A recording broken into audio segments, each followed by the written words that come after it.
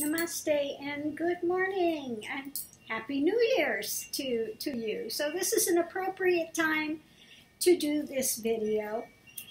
Somebody was asking me, they contacted me and wanted to know about walking this path and getting more involved with it. So yes, we do have an online ashram. As I've said before, for those that want to dispute the fact that I am a guru, yes, I have been a guru for 17 years.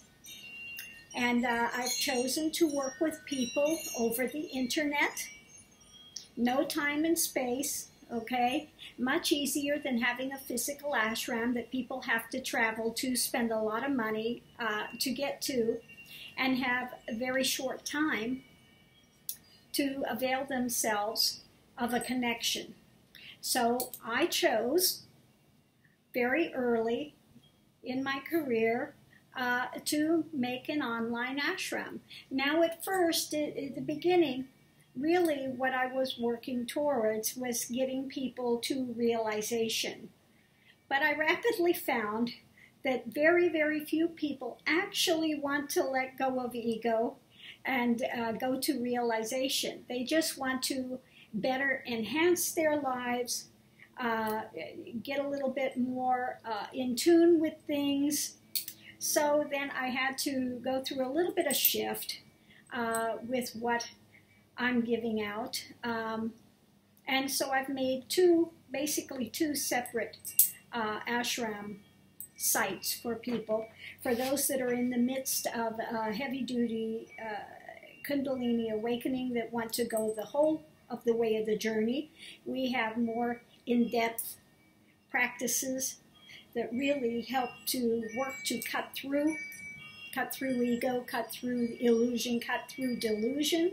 Okay, on the other ashram site, which the main body of people will want to be involved with, it's more of learning to be in the moment, be in observation of what's taking place, getting rid of a lot of the errant storyline that's going, the soap opera of your life, to get more into balance, to learn how to stay in balance, learn how to open the heart, and to go forward in your life in a more beneficial way. Now, when you come to the point where your children are grown, you no longer have that obligation in place, then if you want to go to the deeper part of the journey, then that would be beneficial. But really, the Kundalini journey, unless you've had a spontaneous opening, which happens with many nowadays, many people are finding themselves in the midst of spontaneous Kundalini awakenings.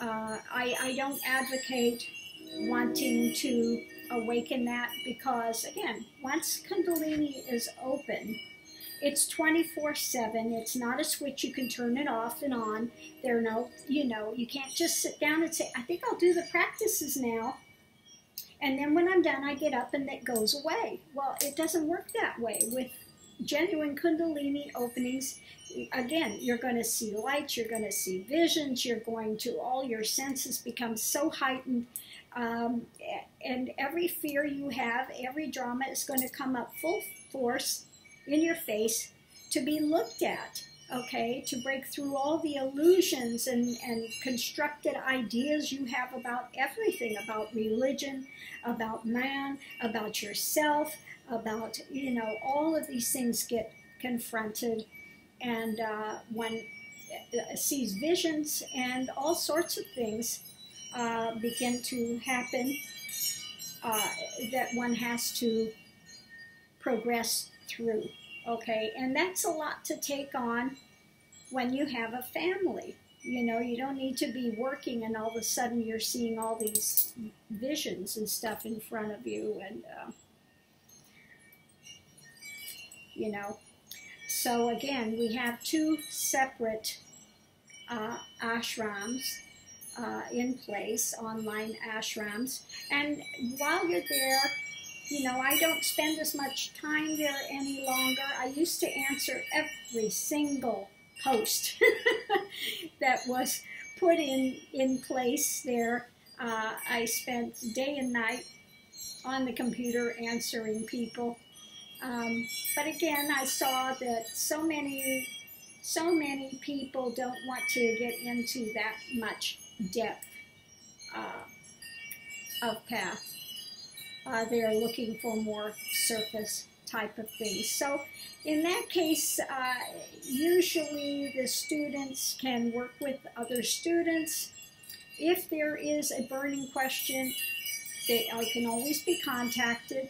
You know, I do continue to read when people post on the sites. They do come to my inbox and I do monitor it. I do watch all of your reports when people are reporting back what's going on in their lives, how things are working out with the practices, what's taking place. I do read every one of those, okay? So don't think that you get in the ashram and it's a blind eye that I don't know what's taking place. I do. I continue to watch that and monitor that. And if something needs to be addressed, I will step in at that point and address it. Okay. But anyway, I thank you for asking about that. And we're happy to have any aboard that actually want to begin their journey. And again, if you have questions, if there's a topic you would like to see addressed in a video, you just have to contact me and let me know what that is. But in 17 years, really, I've addressed pretty much every topic there is to be addressed.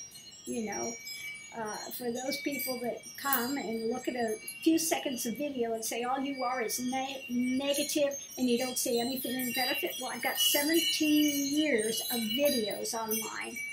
You're not looking very hard if you can't find any teaching videos, okay? Just saying. You know, don't sit behind the screen, be an internet troll and want to throw shit. You don't look very far, okay? Because there are 17 years worth of teachings online. Again, I don't sell courses. All the wisdom is up front and available to those who really sincerely seek it. Okay? I'm not here to pad egos. I'm not here to do any of that drama. Again, manifesting and all that stuff is, you know, on this path we don't focus on it. Developing powers, developing psychic powers, developing other powers. Why? Why do we not focus on that here? Because all of those have to do with the divided world and the separation into ego. They continue this idea of separate from the universe and that you need to be in control. That somehow God is not able to control things. Your little limited self, if ego, thinks they know better than God. So you are going to have control. And this is why the fake paths, okay, the ones that are giving counterfeit drama, people will pay for it because they want to have their ego stroked, okay, and they want to think they're grander than they are, and so they pay, and they pay heavily. You want to know how to manifest? Please, these types of things one learns very, very, very early in the journey. As a neophyte, one experiences these types of things, okay? When the Kundalini opened here, the very beginning of my journey, and I had another 40 plus years to go, but the very, very beginning of my journey, you learn how to manifest, okay? And one can get trapped in that, okay? If you put out in the universe what you want, you're clear on it, and then you let it go, it has a chance to manifest and come back. That's it. Simple. But none of that can bring you peace. None of that can take you to realization.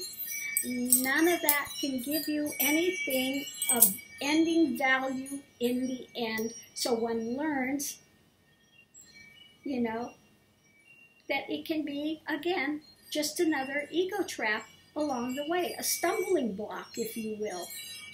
Okay. So later today, Siddhananda is coming over, and we're going to do some video, very more in depth on more on Tantra, the higher Tantra versus the lower Tantra, of what is Kal Bhairav, the 10 Mahavijas, etc., and how they are of benefit versus those that are in foolishness who want to use them as a curse. Okay? Again, God judges the hearts and minds. So what do you think of those that want to use it as a curse? Okay? Something to think about. Something to think about. Okay? So we're going to end this here. I will get the links and put it in the description for those that are interested to go to the Ask the Sadhaka site to find out a little bit more if you want to ask questions about this path and you're interested in starting to walk it, etc. Yes, and I don't allow trolls in my site. Okay? So if you think you're going to come there and you're going to be nasty little trolls, think again. I get rid of trolls very rapidly. Okay? We're not going to have that drama here. Thank you all that are interested, and I wish you all well. May this have a very productive year. It's going to be a very tough year for the planet, but in the very, very tough years, actually, you can make a lot of progress if you can learn how to surrender into. You can make really, really, at that point, very good progress in your spiritual journey. Okay, namaste. Thank you.